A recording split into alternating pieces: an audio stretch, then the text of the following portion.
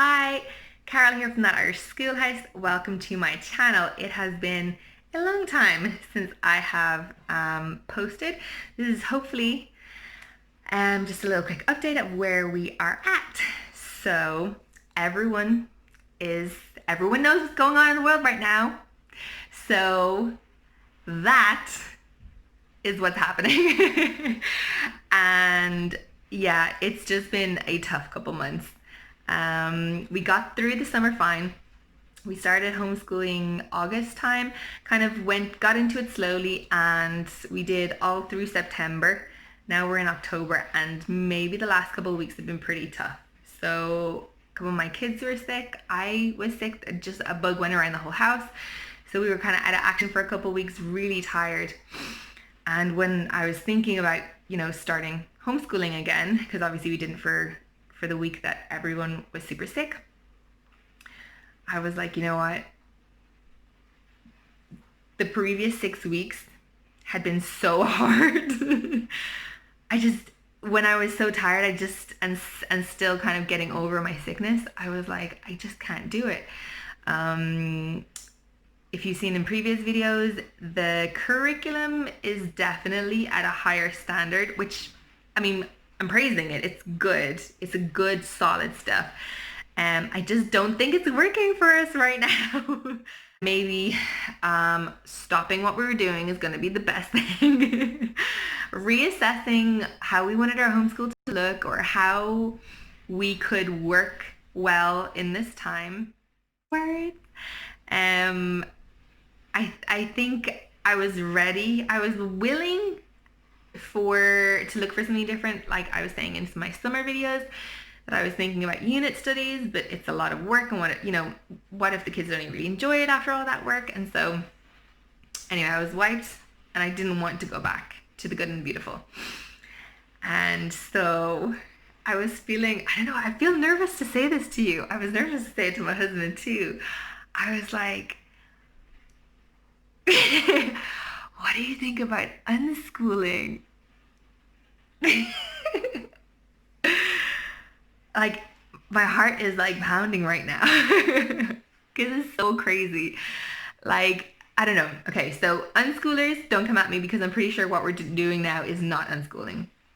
After my husband and I had this conversation, we both kind of agreed that what I think, or what I was thinking in my head, was unschooling is actually what he's thinking is not unschooling. So we don't know what it's called. I don't know. Child-led schooling, whatever. So basically what we decided on was, at least until Christmas, maybe for the rest of the year, but definitely for this year, to forget about the good and the beautiful. Or, if we needed if we wanted to do a lesson every so often, we could do that and go slower through it. Probably not. But we have decided to go online for a lot of our curriculum. So Neve has 2 language arts apps that she uses. So, and they're paid for, so they're not tons of ads and stuff coming up. And actually she has 3, because one is Khan Academy, which I don't really count that because she had that for a long time. So Reading Eggs and The Night Zookeeper. So Reading Eggs and The Night Zookeeper are the 2 language arts that she does. Hunter does The Night Zookeeper, and he does also teaching textbooks online. So those are kind of encompassing their curriculum. He also does Sudoku, and she also does the Khan Academy math, and then also there's like on Reading Eggs there's like math eggs. So she has that but she's in senior infant, so she doesn't need to know a huge amount of math. So that's kind of like the structured kind of technical learning part.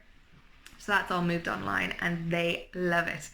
Like, Hunter is on the computer all the time. So I'm all over the place, I'm sorry. I haven't even had a coffee. So I had been trying and failing at teaching him how to type, because he doesn't struggle with handwriting, but I wanted to give him another option. If he didn't want to do handwriting, that he could do typing, and couldn't find a good typing thing. But this kind of encompasses the language arts and the typing, so I'm delighted with that, and he loves it, and he would be on it like 3 hours if I let him. I think the longest he was on it for 2, and I said, no, you need to stop. The Night Zookeeper, yes, that is a really good program that we're using right now. So what we do is I give them lists every day of what I want them to get done throughout the day, or what I would like them to get done throughout the day. On their lists are just a lot of things, not just homeschool things, but a lot of things that incorporated in our daily household life. So like, do your chore, do your piano, read a picture book, watch TV, so there is some fun stuff there. So they get to decide what order they do it in, and if there's something that they really don't want to do or they don't get time to do, they can just do it the next day. Or like, say for example, if I flick through and I realize, oh, they didn't get their writing done, then I'll say, oh, try and get your writing done sooner before you do all the rest of your things. Or today I had to write at the very end, you must finish the rest of your list before you do Night Zookeeper, because that's the first thing my son wanted to do today. So it's kind of an incentive for him to get his list done. And if he doesn't get his list done, that's okay too. We're kind of taking a bit more of a child-led approach and hoping that this kind of like just settles things down a bit. I think I'm sure everyone in everyone's family has been like a little bit like this.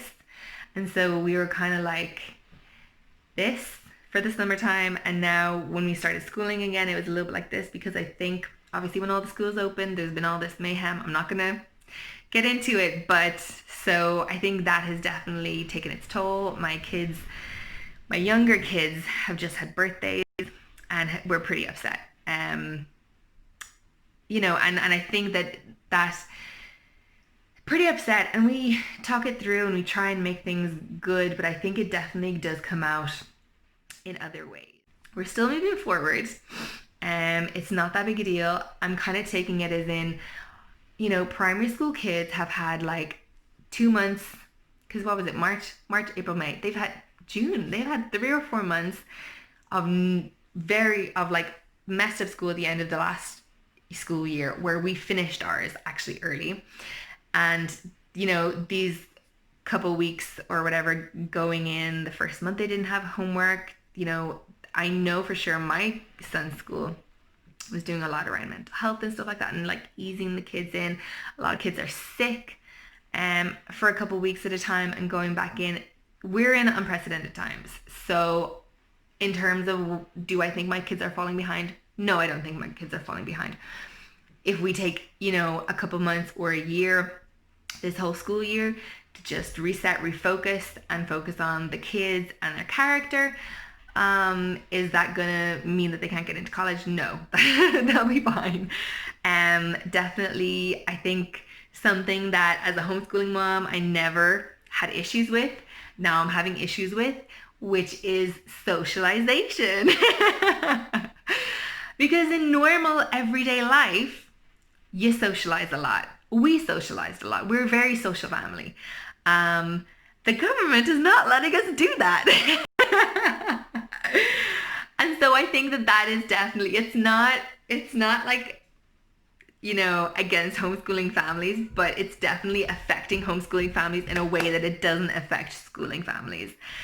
So we're having to be creative with how our kids get in socialization. And so a couple of our kids are joining clubs that they never would have joined before, because that's simply the only club that is open.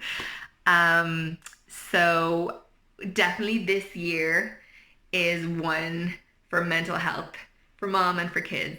And I'm going to leave it there and hope that I've not said nonsense. Talk to you guys soon. Bye.